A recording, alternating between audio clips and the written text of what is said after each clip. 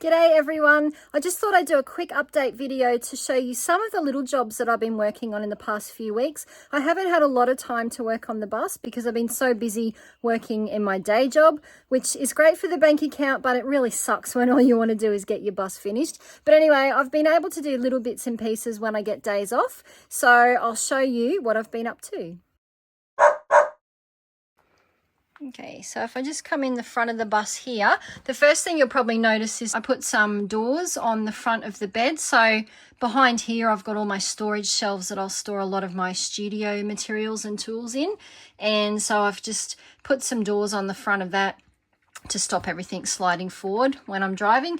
It looks a little bit rough with all the latch bolts, but my doona cover that will be on the bed will cover most of that, so I'm not too worried about that. I also put some small storage doors to block off the storage space I have in the cab area. So this little one here gives me access to the space under the passenger seat, and I'll probably use that for things like my electrical cord, my hoses and stuff, so because it's easy access here when I pull up at a campsite.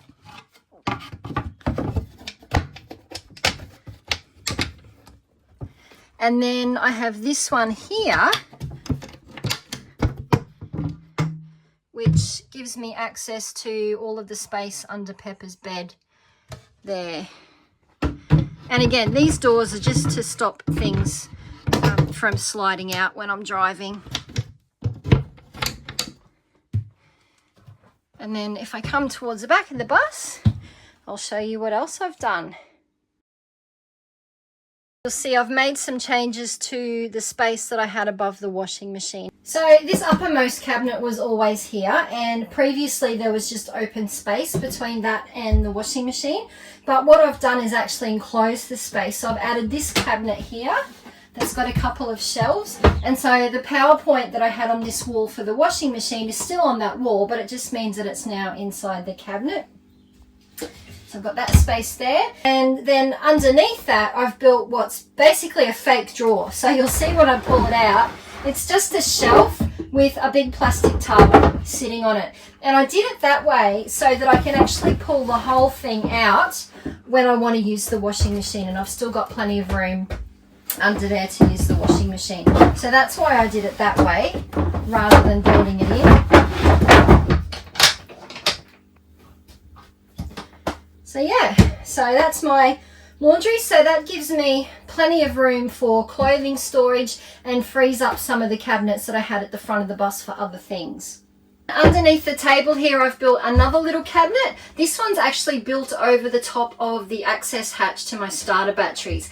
And I've made it in such a way that it's kept relatively open so that if I need to get to the starter batteries at any time, I can still easily open that hatch to get to the batteries.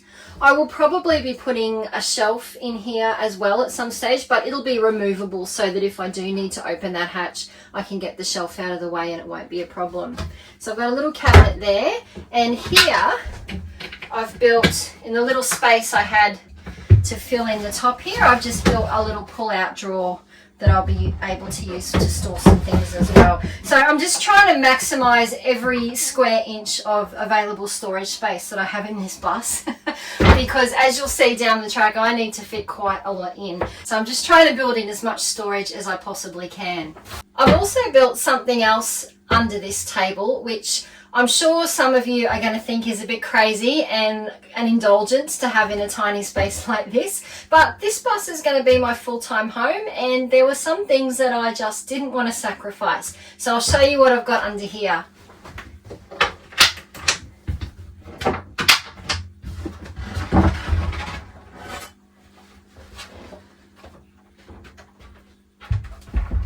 Now, obviously, I couldn't fit my full-size upright acoustic piano in here. That would have been crazy. But instead, I went and bought a digital piano.